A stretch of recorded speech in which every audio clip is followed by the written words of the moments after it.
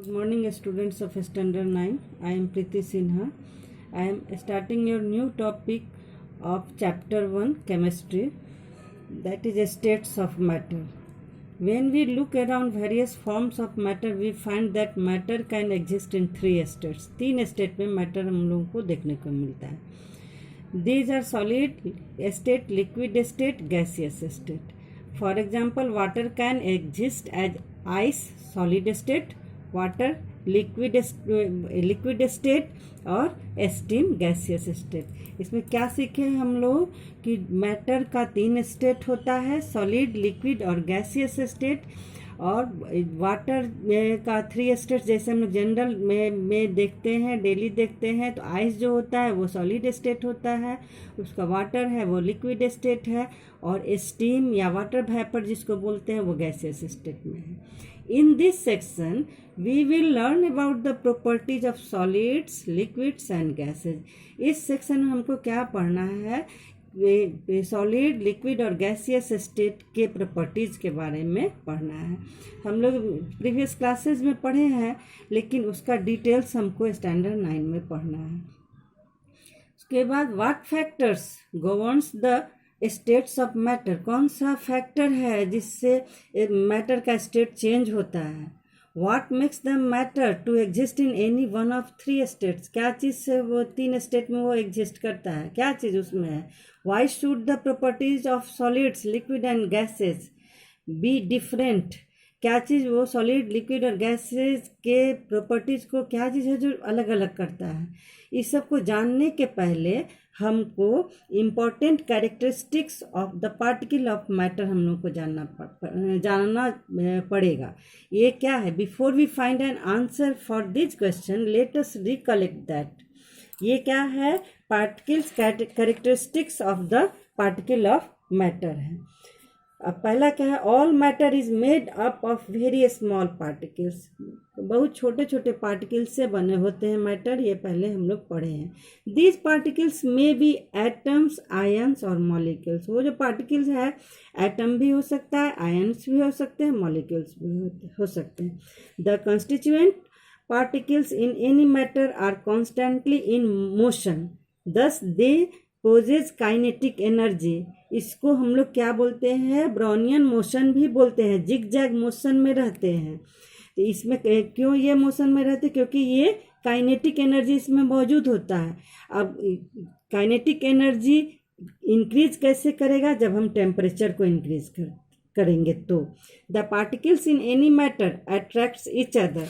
जो पार्टिकल्स होते हैं मैटर के, वो अपने एक दूसरे को अपनी ओर आकर्षित करते हैं. ये इसी को द फोर्स ऑफ अट्रैक्शन बोलते हैं. और फिर decreases as the distance between the particles increases. अब क्या होता है कि जो पार्टिकल्स हैं मैटर के, वो अपने एक दूसरे को अपने ओर अट्रैक्ट करते हैं, जिसको हम लोग फोर्स ऑफ अट्रैक्शन बोलते हैं. और वो फोर्स ऑफ अट्रैक्शन अगर ज़्यादा है तो उसके बीच का इंटरमॉलिक्यूलर स्पेस जो होगा वो कम होगा. फोर्स ऑफ अट्रैक्शन ज़्यादा रहेगा तो वो कॉम्पैक्टली पैक्ड होंगे, उसके बीच में स्पेस कम होगा. अगर फोर्स ऑफ अट्रैक्शन कम है तो उसके बीच का स्पेस ज़्यादा होगा. The force of attraction between the particles in any matter is called the intermolecular force और force of cohesion. Now properties of state of matter. अब इसमें हम डिटेल्स में पढ़ेंगे कि ये फोर्स ऑफ अट्रैक्शन कैसे है, क्या अरेंजमेंट होता है मॉलिक्यूल्स का सॉलिड स्टेट में. What are the properties of solid. Solids are rigid and incompressible. Incompressible का मतलब क्या होता है, उसको हम लोग दबा नहीं सकते हैं. कैसे, वो जैसे कोई भी सॉलिड है उसके बीच का जो इंटरमॉलिक्यूलर स्पेस होते हैं, ये इंटरमॉलिक्यूलर दो सॉलिड के बीच का, सॉलिड के दो पार्टिकल्स या चार पार्टिकल्स के बीच का, जो पार्टिकल्स के बीच का जो स्पेस है वो काफ़ी कम होता है, नेग्लिजिबल होता है. इसलिए ये क्या होते हैं, इनकम्प्रेसिबल होते हैं, उनको कंप्रेस नहीं किया जा सकता है. तो इसमें क्या हो गया, इंटरमोलिकुलर स्पेस और इंटरमोलिकुलर फोर्स, ये दोनों पे जरा फोकस करना होगा कि क्या होता है. A sponge can be compressed easily because it has a small pores in it. Air is trapped in these pores. When a sponge is pressed, air is expelled out and it gets compressed.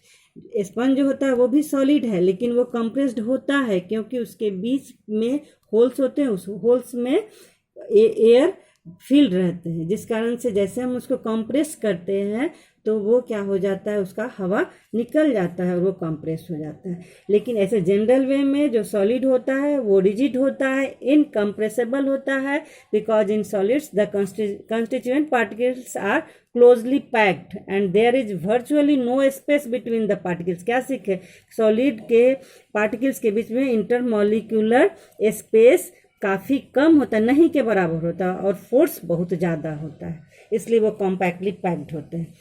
Next property क्या है, ए solid has definite shape and volume. Solid का जो shape होता है वो definite होता है और वॉल्यूम भी डिफिनिट होते हैं. Because in solids the constituent particles are held together by a strong cohesive force. For example क्या होता है, जो कोहेसिव फोर्स, जो एक दूसरे को जो अट्रैक्शन है, फोर्स ऑफ अट्रैक्शन काफ़ी ज़्यादा होने के कारण वो कॉम्पैक्टली पैक्ड होते हैं, जिससे उनका शेप डिफिनिट होता है और वॉल्यूम भी डिफिनिट होते हैं. जैसे एक हम लोग रॉक ले लेंगे और कहीं पे भी रखेंगे तो उसका शेप और वॉल्यूम दोनों नहीं चेंज होगा, वो डिफिनिट रहेगा, एक जैसा रहेगा. Solid in general have higher density.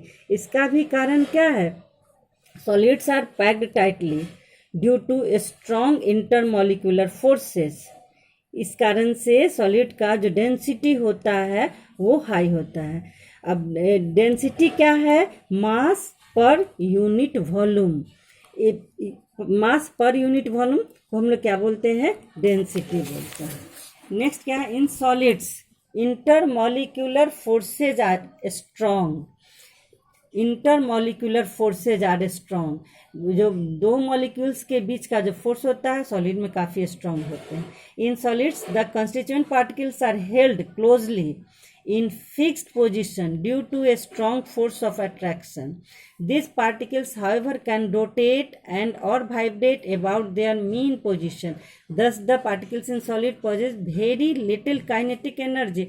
उसमें क्या होता है, सॉलिड्स में जो उसका मॉलिक्यूल्स होते हैं वो कॉम्पैक्टली पैक्ड होने के कारण उसका इंटरमॉलिक्यूलर फोर्स जो होगा एक दूसरे को काफ़ी नज़दीक से पकड़े हुए रहता है, जिसके कारण उसमें जो काइनेटिक एनर्जी होते हैं वो काफ़ी कम होते हैं, जिस कारण से वो सॉलिड स्टेट में हमको मिलता है. डिफ्यूजन इसमें स्लो, काफ़ी स्लो, नेग्लिजिबल होता है सॉलिड में. The particles in solids do not move much from their fixed position. इसका जो मॉलिक्यूल्स है वो एकदम फिक्स्ड पोजीशन पे है, तो इसलिए वो डिफ्यूजन एक जगह से दूसरे जगह नहीं जा सकता है, क्योंकि इसमें जो कोहेशन है, इंटरमॉलिक्यूलर फोर्स है, वो काफ़ी ज़्यादा. सब में हम लोग को क्या, ये जो दो कैरेक्टरिस्टिक है, इंटरमॉलिक्यूलर फोर्स और इंटरमॉलिक्यूलर फोर्स ऑफ अट्रैक्शन और इंटरमॉलिक्यूलर स्पेस, ये सारे प्रॉपर्टीज को यही एक्सप्लेन कर रहे हैं. और काइनेटिक एनर्जी, लास्ट वाला क्या है, solids have high melting point due to strong cohesive और इंटरमॉलिक्यूलर फोर्सेज.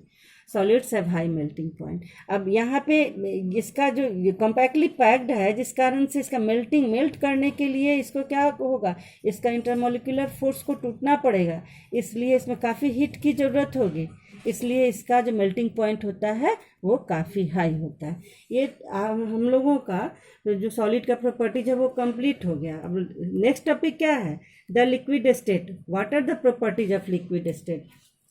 लिक्विड स्टेट के प्रॉपर्टीज क्या है, लिक्विड का डिफिनिट शेप नहीं होता है. लिक्विड्स हैव नो फिक्स्ड और डिफिनिट शेप. इसका कारण क्या है कि liquids take the shape of the container they are poured in to, because in liquids the constituent particles can move over short distance, slip and slide past each other and readjust their position. Liquid जो होते हैं वो flow करते रहते हैं, उनके बीच में intermolecular जो फोर्स होता है वो सॉलिड से कम होता है और इंटरमॉलिक्यूलर स्पेस वो ज़्यादा होते हैं. A liquid has a definite volume उसका डिफिनिट होगा. जैसे हम लोग 1 लीटर अगर मिल्क लेते हैं वो जिस वेसल्स में डालते हैं उसी का शेप ले लेगा, लेकिन उसका 1 लीटर है तो वो 1 लीटर ही रहेगा, वो चेंज नहीं होगा. इसलिए liquid has a definite volume but not definite shape नहीं होगा. जो अगर हम उसको ग्लास में रखते हैं तो ग्लास का शेप लेगा, अगर कोई दूसरे वेसल में रखेंगे, बाल्टी में रखेंगे, बाल्टी का शेप ले लेगा. In liquids the cohesive forces are strong enough to keep the constituent particles together. A liquid has, क्या हम लोग सीख रहे हैं, हैज़ ए डिफिनिट वॉल्यूम. भी डिफिनिट वॉल्यूम है क्योंकि लिक्विड्स का कोहेसिव फोर्स जो होता है वो स्ट्रांग होता है और enough to keep the constituent particles, एक दूसरे को पकड़ के रखने के लिए उतना काफ़ी है उसका, इसलिए उसका वॉल्यूम डिफिनिट रहेगा लेकिन शेप डिफिनिट नहीं रहेगा. Liquids have low density than solids. इसका डेंसिटी ये सॉलिड से कम होता है क्योंकि इसका जो पार्टिकल्स होते हैं वो लूजली पैक्ड होते हैं, सॉलिड की तरह वो कम्पैक्टली पैक्ड नहीं होते हैं, टाइटली पैक्ड नहीं होते हैं. So liquids are less dense. Now intermolecular force और cohesive force in liquids are weaker than those in solids. Intermolecular force जो एक दूसरे जो मॉलिक्यूल्स हैं, इन 2 मॉलिक्यूल के बीच का जो इंटरमॉलिक्यूलर फोर्स है वो सॉलिड से इसमें वीकर होते हैं, कम होते हैं than solid, those in solids. It is due to this that intermolecular space in liquids is greater than that in the solid. क्या हम लोग सीख रहे हैं कि इंटरमोलिकुलर फोर्स जहाँ पे वीकर होगा तो इंटरमोलिकुलर स्पेस बढ़ेगा, बढ़ने के कारण लिक्विड का जो लिक्विड फ्लो कर सकता है. जैसे हम जो पानी को हम लोग बीच से ऐसे कट कर देते हैं फिर वो पूरा पानी मिल जाता है, वो मिक्स कर जाता है. कैसे? क्योंकि उसके बीच का कोहेसिव फोर्स जो है वो स्ट्रांग है, वो एक दूसरे से मिक्स कर जाता है. Liquids are slightly more compressible than solids due to greater intermolecular space. Liquids are more compressible than solids. जो ज़्यादा इसका इंटरमोलिकुलर स्पेस होने के कारण, कहने का मतलब जो मॉलिक्यूल्स के बीच का जो स्पेस है वो ज़्यादा होने के कारण ये कंप्रेस किया जा सकता है, कंप्रेसेबल होता है. Now liquids diffuse more easily than solid. Diffuse कर सकता है सॉलिड से, सॉलिड के अपेक्षा लिक्विड जो है वो आसानी से डिफ्यूजन होता है. कैसे? The particles in liquids move faster and move freely than those in solids. So the particles in liquid have more kinetic energy than those in solids. As a result, diffusion in liquids is faster than in solid.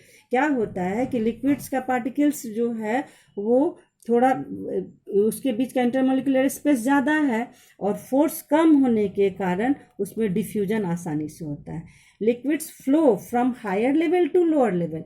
ऊपर से पानी जो higher level है यहाँ से पानी आसानी से नीचे जा सकता है क्योंकि इसके बीच का जो फोर्स है, ये जो इसका मॉलिक्यूल्स है वो लूजली पैक्ड होते हैं. टू शो एक दिया हुआ experiment to show that ink diffuses much faster than honey in water. यहाँ पे एक वर्ड आया थिकनेस या viscosity. The diffusion in liquids depend upon the thickness और थिकनेस एंड विस्कोसिटी. थिकनेस क्या हो गया? कोई लिक्विड जो होता है काफ़ी गाढ़ा होता है, उसका विस्कोसिटी ज़्यादा हो, विस्कस होते हैं वो. जैसे हनी होता है, हनी का जो लिक्विड है वो काफ़ी गाढ़ा होता है, विस्कस होते हैं. उसके जो कंपैरिजन में हम लोग इंक लेते हैं तो इंक उससे काफ़ी पतला होता है.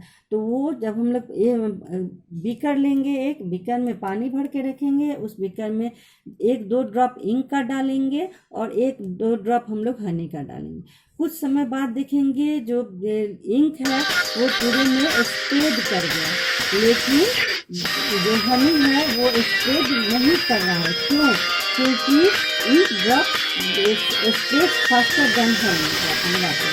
इसका क्या कारण है कि विस्कस जो लिक्विड है हनी वो ज़्यादा विस्कस है, थिकर है, इसलिए वो मूव नहीं कर सकता है, उतना इन की तरह उसका मूवमेंट नहीं होगा, इसलिए वो मिक्स नहीं किया जो हनी है। नेक्स्ट टॉपिक हमारा क्या है, the properties of gaseous state. What are the properties of gaseous state?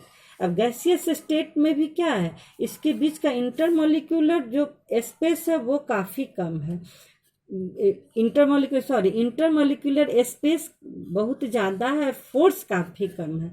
ये दोनों के बीच में जो फोर्स में जो अट्रैक्शन होता है इसको हम लोग फोर्स बोलते हैं और इसको स्पेस बोलते हैं, इंटरमोलिकुलर स्पेस। दो मॉलिक्यूल के बीच का जो स्पेस है उसको इंटरमोलिकुलर स्पेस बोलेंगे। स्पेस जो होता है वो, इसको फिर नेक्स्ट टॉपिक हम गैसियस स्टेट का प्रॉपर्टीज नेक्स्ट क्लास में पढ़ाएंगे।